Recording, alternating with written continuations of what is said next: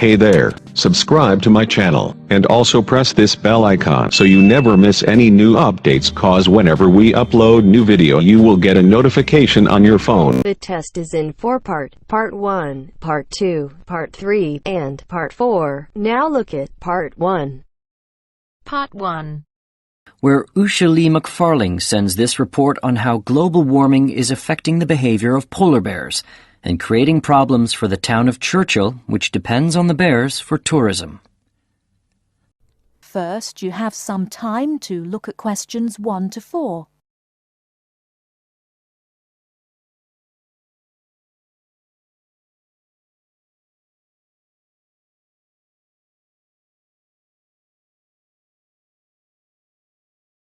Now we shall begin.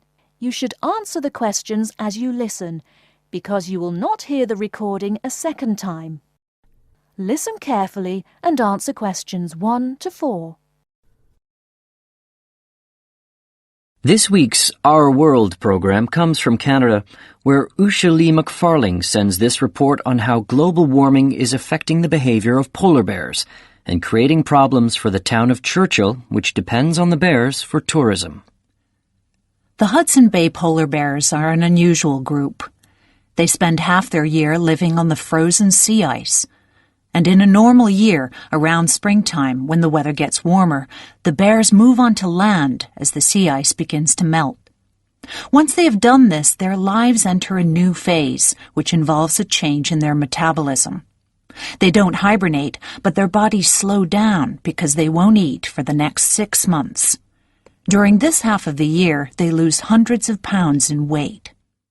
Each autumn, as the temperature falls, the bears migrate past the small town of Churchill, waiting for the Hudson Bay to freeze over again. When it has, the bears go back onto the sea ice. Now they can build up their fat reserves by feeding on seals. They survive because the surface of the Hudson Bay is normally frozen from mid-October through to mid-April. During these months, the bears sleep on ice floes and swim in the frigid waters. Normally, that means millions of dollars for the town of Churchill, which earns money by taking tourists into the tundra to see the bears as they pass by the town. However, recently the weather has been warmer and the bears' behavior has changed. The warm weather prevents the sea from freezing, and so the hungry bears come into town looking for food.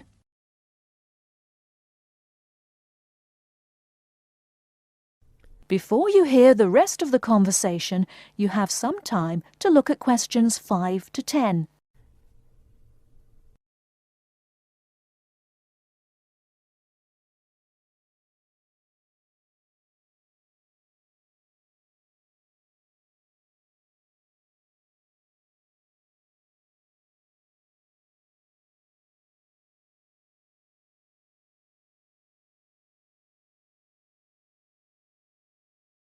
Now listen and answer questions 5 to 10.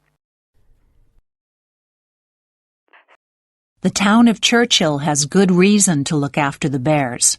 Rough estimates indicate the province of Manitoba earns in the region of $300 million each year from bear tourism. Bears are the backbone of our economy, said town manager Darren Ottaway. While Ottaway is concerned about an abundance of hungry bears coming to town in the short term, he is even more worried that global warming may mean no bears here at all one day. For 3 weeks during bear season, Sleepy Churchill blooms as about 15,000 tourists stream through town, hoping to get close-up views of the animals from caravans of heated tundra buggies. Several chartered jets unload bear gazers at the Churchill airport each day. Hotels and restaurants closed during the bleak winter fill to capacity. Polar bears are not currently an endangered species. Their total population is estimated to be from 22,000 to 27,000. But the 1,200 Hudson Bay bears could face what scientists call a local extinction. They could produce fewer cubs and eventually die out. Officials and business leaders in Churchill have already begun planning for alternative ways of generating income. OUDE is promoting whale watching and is delighted that Japanese tourists are willing to brave the bone-chilling cold of winter to view the northern lights.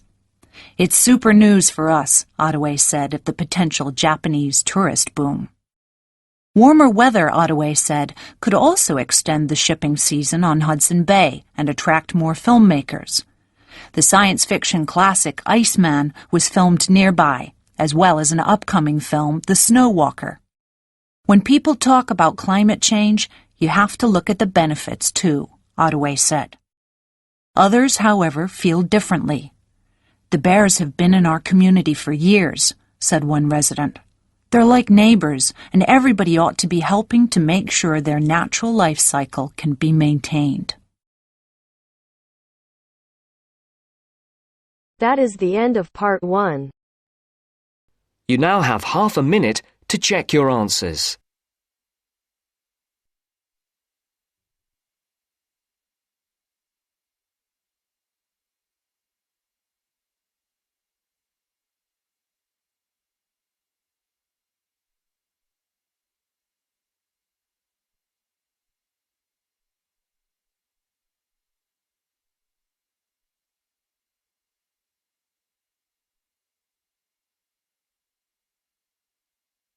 Now turns to part 2.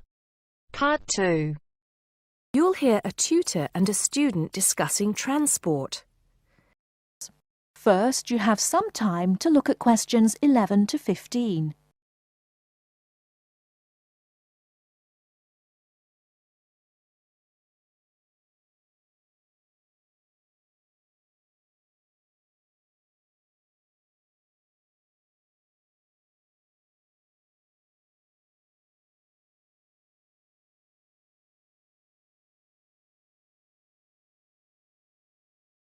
Now, listen carefully and answer questions 11 to 15. Come in, John, come in. How's the paper going? Morning, Mr. Taylor. Pretty well, actually. Good, good. It's not all about bicycles, is it? I know you've got a thing about bicycles. Yes, but that's just... There are other ways to get around town, you know. Yes, I know, and I think I've researched pretty well all of them. Right then. So your paper's about urban transport in London, eh? Not just London, but that is going to be the focus. I've also looked at urban transport systems in cities around the world. Madrid, Beijing, Mexico City, Amsterdam, Paris, other countries too. You have been busy, haven't you? What's the purpose of your study? Well, two things really. I want to see if there are more efficient ways of organizing urban transport systems while cutting down on traffic congestion, and of course pollution, and to find ways of encouraging people to use public transport instead of their cars. Let's start with that then, with cars. I think you'll have a hard time thinking of ways to persuade people to swap their cars for a crowded bus or underground train. They're convenient, comfortable, faster, and sometimes they're a status symbol too. Okay, I agree that cars will probably always be the most popular means of transport, but there are ways to cut down the number of people who bring their cars into the city. It's a problem that affects every big city, and several methods have been tried. I know, as I've found to my cost. When I go into London, which I do 2 or 3 times a week, I have to pay £5 to get into the city centre. Has your research thrown up any more places where they do this? Oh, yes. Apart from London, there's Oslo, Stockholm, Singapore. Now, there, in Singapore, they've got it really organized. They've imposed a tax on all roads leading into the city center, and they have electronic sensors that identify each car, and then debit a credit card belonging to the owner.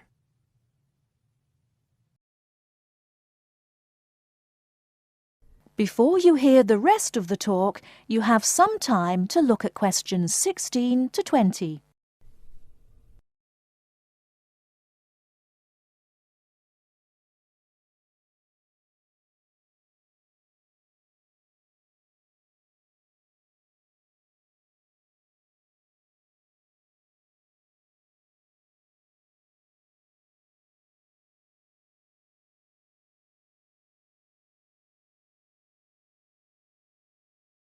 Now listen and answer questions 16 to 20. And other cities, instead of charging motorists to come into the city center, have tried other measures. Such as? Well, in Athens, cars are only allowed to go into the city center on alternate days, depending on their license plate number. In Bogota and some other Latin American cities, such as Quito and Sao Paulo, they've developed what is called a BRT system. A what? A BRT system, a bus rapid transit system. People leave their cars outside the city and take buses, which have special express lanes into and through the city. It's been so successful that they're trying it out in Mexico City, Beijing, Seoul, and Taipei. And other cities are pedestrianizing more and more areas of the city center. I see. How have these measures affected traffic congestion and pollution levels? In most cases, it has led to a reduction in the number of cars entering the city center. Certainly in Singapore, where it's now much easier to move around the city and the air is much cleaner than most other cities in that part of the world. London too, I believe. I can give some facts and figures if you like. Please do. In the first year after the tax was introduced, the number of people using buses to get to the city center rose by 38%. Really? 38%? Incredible! Yes, and the number of cars entering central London dropped by about 18%. There's more. The number of people using bicycles and mopeds went up 17%. I knew we'd get to bicycles at some point. Well, yes. In the city, the bicycle has a lot going for it. You can avoid traffic jams, there are no parking problems, they don't pollute, they're cheap to run, and they don't cost very much. Oh, and here's another fact for you. You can fit 20 bicycles in the space needed to park one car. Well, I never. But I can't see it catching on. Besides, we seem to be getting off the point. Not at all. China, Japan, and Holland have all integrated bicycles into their urban transport systems. In Holland and Japan, they've got special parking areas for commuters who get to the station by bike, and Japan has even built multi-story parking facilities for bikes close to railway stations. Then look at America. In New York, delivery services use bicycles because they can deliver messages and small parcels far more quickly and at much lower cost than cars or vans. Even the police use bicycles. In fact, in about 80% of the towns in America where the population is around 500,000, the police regularly patrol on bicycles. And they have proved to be effective because they can reach the scene of an accident or crime faster and more quietly than officers in patrol cars, making a lot more arrests per officer. Well, you do know your bicycles, don't you? But I do need to hear more about the public transport system and what's to be done about that. And I'd like you to look a bit more into the economics of it, how much it will cost to improve the situation, and so on. Okay? Right. See you next Tuesday. Yes, next Tuesday. Bye, Mr. Taylor. That is the end of part 2. You now have half a minute to check your answers.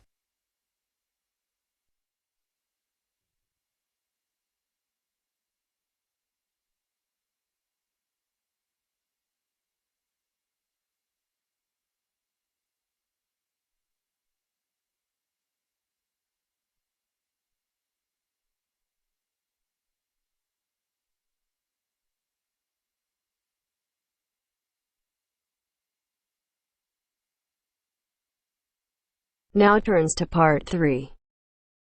Part 3.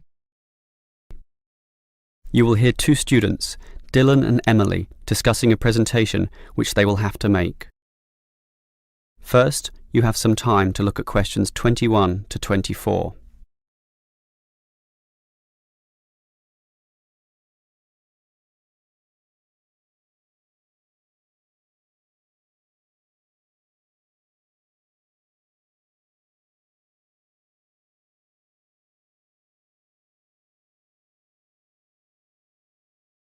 Now listen carefully and answer questions 21 to 24.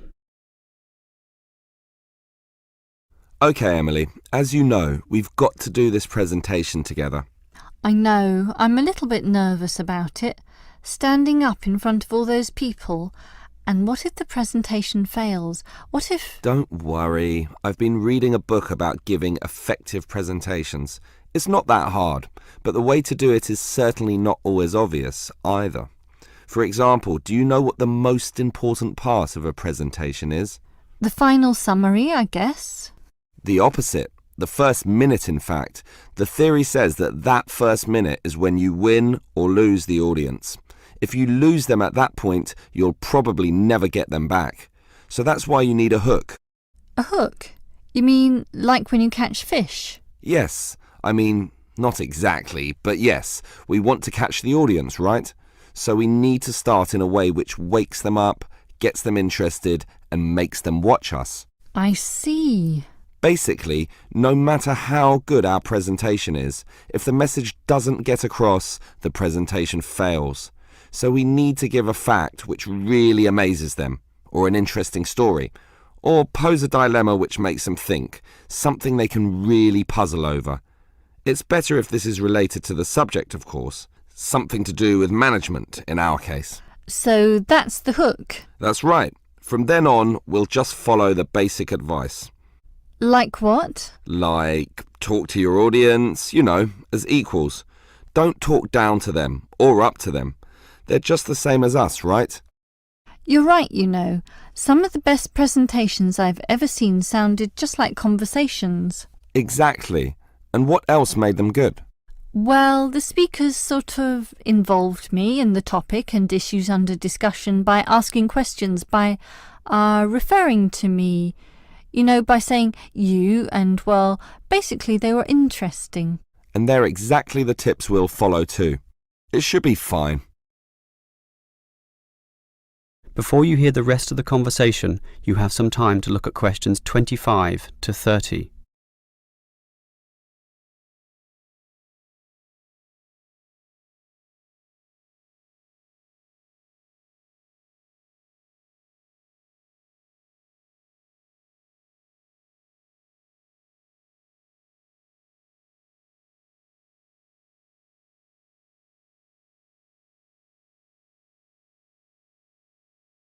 Now listen and answer questions 25 to 30.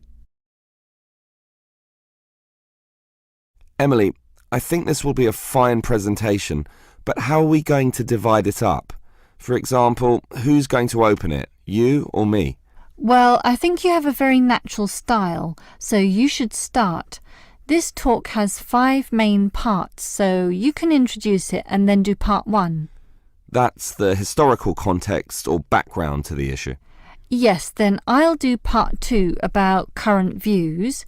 You do part 3 and I'll do part 4, leaving both of us to handle the question time. I'm okay with that. In part 1, I'll probably speak at length about Hoffman's theory, about management styles, and compare differences in culture in relation to the style of management used. That sounds good. Those differences are important and certainly relevant to the current times. Hoffman makes some excellent points too on this issue. That's why I'll follow up with present-day perspectives and viewpoints on this, such as the problems facing today's managers in the complex multicultural workplace, where basically one can no longer assume one is dealing with a single culture in the workplace, but actually a multiculture. That sounds good also. Then I'll take over, discussing the implications and problems of this. I suppose you'll look at the pluralist movement. Yeah, I was thinking about that, but then I changed my mind. I've decided I'll look at the productive diversity argument. It's more interesting anyway, so I'll go with that. Then I'll tell everyone what we've decided is the best business practice, or what is most likely to work in most situations, which is basically ignoring pluralism and productive diversity and linking everything back to Kotter's theory of human universals. Yes, the theory that argues modern management should target the universals of human nature. Right, and that leaves both of us to field questions at the end. Are there any questions we can predict so that we have some good answers ready? About resolving industrial disputes, for example? Well, I'd say that industrial democracy usually surprises people, so we should expect a lot of questions about that. Yes, the theory is that it increases productivity and reduces industrial delays. And results in better decision-making, but that's all theory. Most people would think that industrial democracy is just about unworkable in practice, so let's be ready to explore that issue in some depth, as well as any other related topics, okay? Okay. That is the end of part 3. You now have half a minute to check your answers.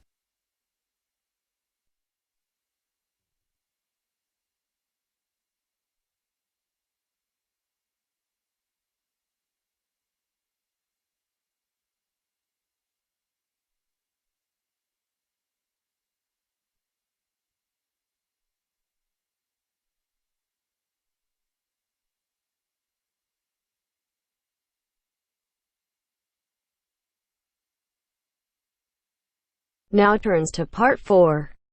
Part 4. You will hear a lecture about the Great Barrier Reef. First, you have some time to look at questions 31 to 40.